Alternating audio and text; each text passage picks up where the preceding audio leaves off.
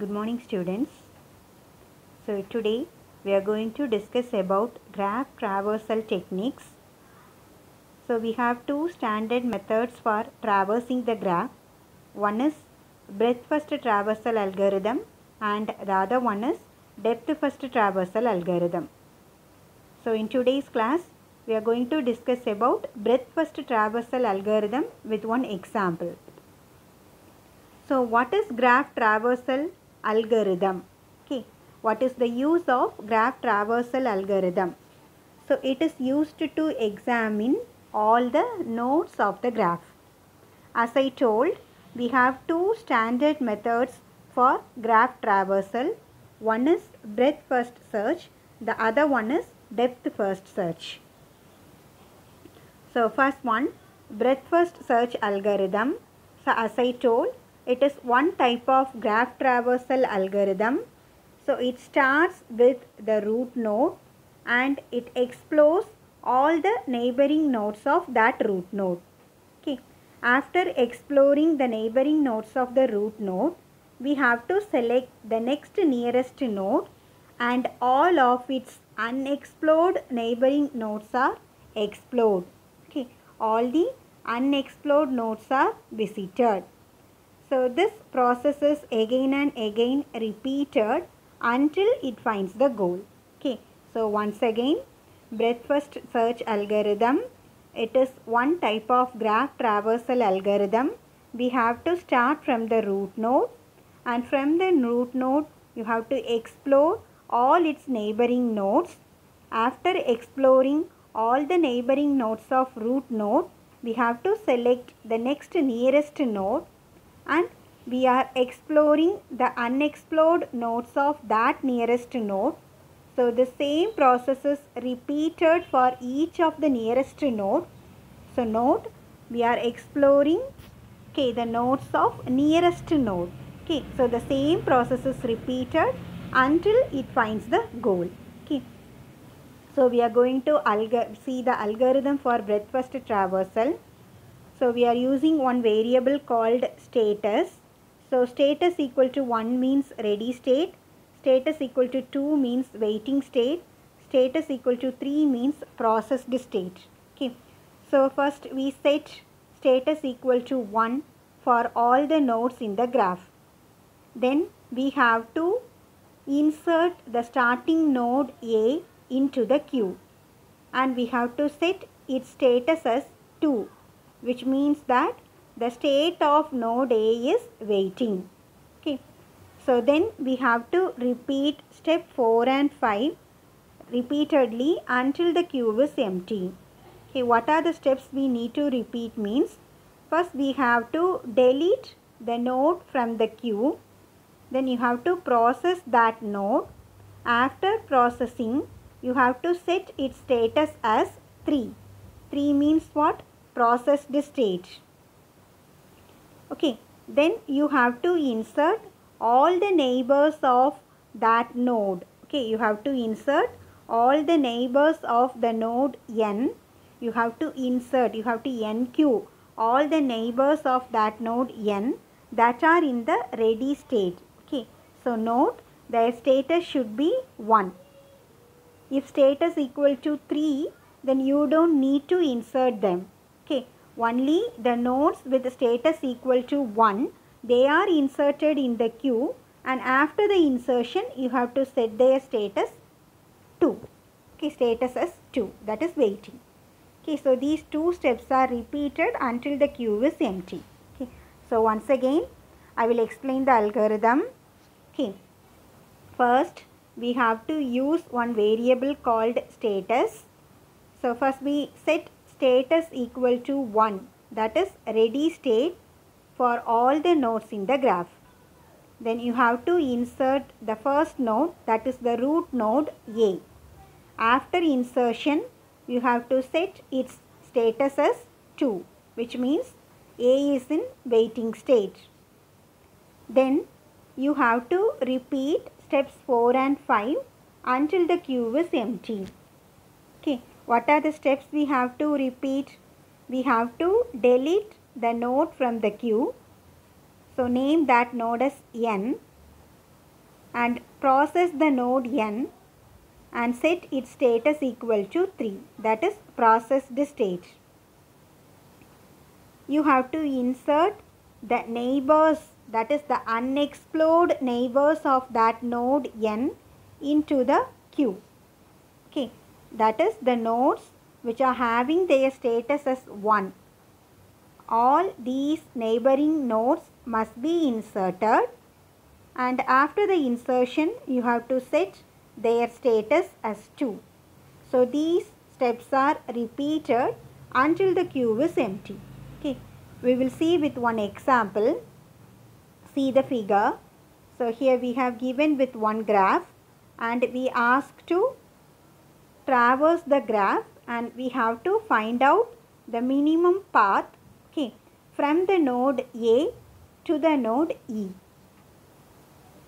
Already we have discussed with the representation of the graph, okay, adjacency matrix and adjacency list.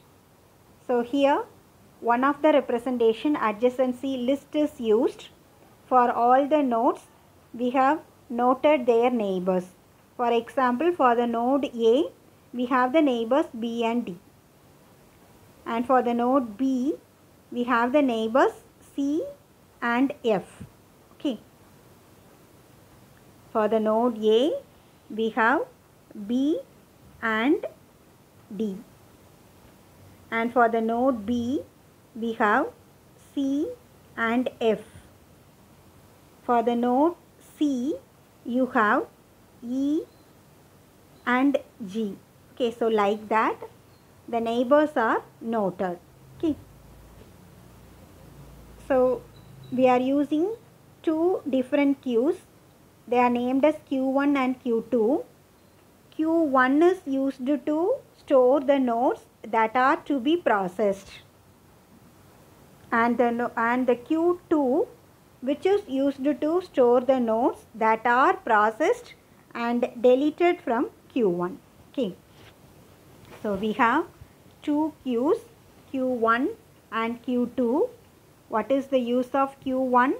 It is used to store the nodes that are going to be processed. What is the use of Q2? It is used to store the nodes that are processed, that is the nodes that are deleted from Q1.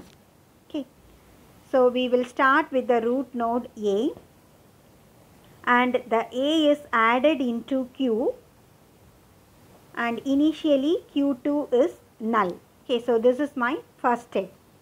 So we have to start from the root node. The root node is inserted in Q1, and initially Q2 is null. Okay, so in the second step we have only one node in Q1, so it is deleted. Okay, you have to delete the node A from Q1. After deletion it will be added into Q2. You have to add the neighbors of A into Q1. Okay, so this is the second step. So once again, in the previous step in Q1, since I am having only one node A, in the second step that node A is deleted, and the deleted node is inserted into Q2, and you have to note the adjacent nodes of A, that is the neighbors of A, to Q1. Okay, so that's about the second step. We move with the third step. Okay, so now in the previous step I am having two elements in Q1. What are they? B and D. So we have to delete the first neighboring node, that is B is deleted. Okay, so B is deleted, and the deleted node should be added into Q2. Already I am having the element A in Q2, so you have to add B also in Q2. Okay, so then you have to add the neighbors of B. Okay, the neighbors of B to Q1.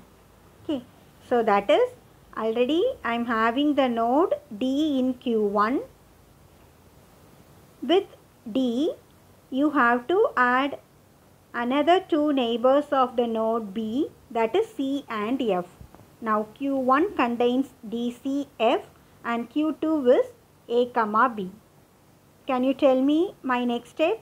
So which node I have to delete? So the node which I am going to delete is D. Okay, so D is going to be deleted. So once the node is deleted, what is my next step? It should be added into Q2. After the node is inserted into Q2, you have to add the neighbors of D, okay, to Q1. So I am having only one neighbor for D, it is F. Okay, since it is already in Q1, you don't need to insert it again. Okay, so the neighbor of D is only F, and that node F is already inserted in Q1, so you don't need to reinsert again, so just leave it. Okay, so now Q1 contains the elements CF and Q2 contains the elements ABD. So in the next step, I have to delete the node C. Okay, so C is, I am going to delete the element C. Once C is deleted, it is added in Q2 and the neighbors of C, that is E comma G, is added with Q1. Okay, so in Q1, I don't have the elements E and G already, so I can add its neighbors E and G to Q1. So that's enough. So in the next step, I'm going to delete the node F. Okay, I'm going to delete the node F, and after deletion, F is added in Q2 and see the neighbors of F. So it is A, but A is already a visited node. Okay, already explored node. So you don't need to add that A into the queue. So how can we know that the element is already processed? We know the elements in Q2 are already processed. So A is already the processed node, that is the explored node. So you don't need to insert the same node into the Q1. Okay, so that's about the next step. So again, we are deleting the node E from Q1. After the deletion, E is added into the queue and see the neighbors of E, B and F. Okay, so B and F both are already the explored nodes, so you don't need to reinsert them. So in the final step, so now see, E is my last element, so I don't need to traverse the graph anymore. So now I am going to backtrack from E to A. Okay, using the nodes available in Q2. So using the backtrack technique, I will find out the minimum path. So the minimum path is A, B, C, E. Okay, so how can you find out these paths? See, for E, okay, so E is,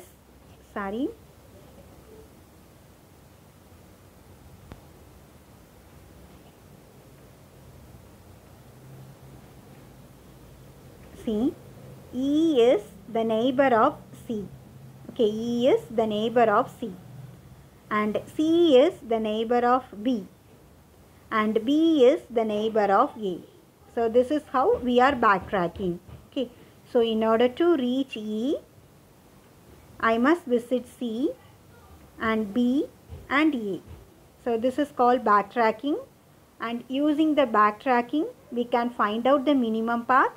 It is A, B, C, E. So this is the breadth first traversal, okay, of the given graph. So these are some sample university questions.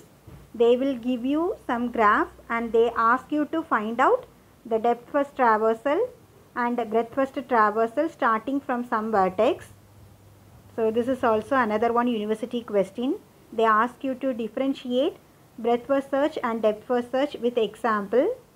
These are some example gate questions.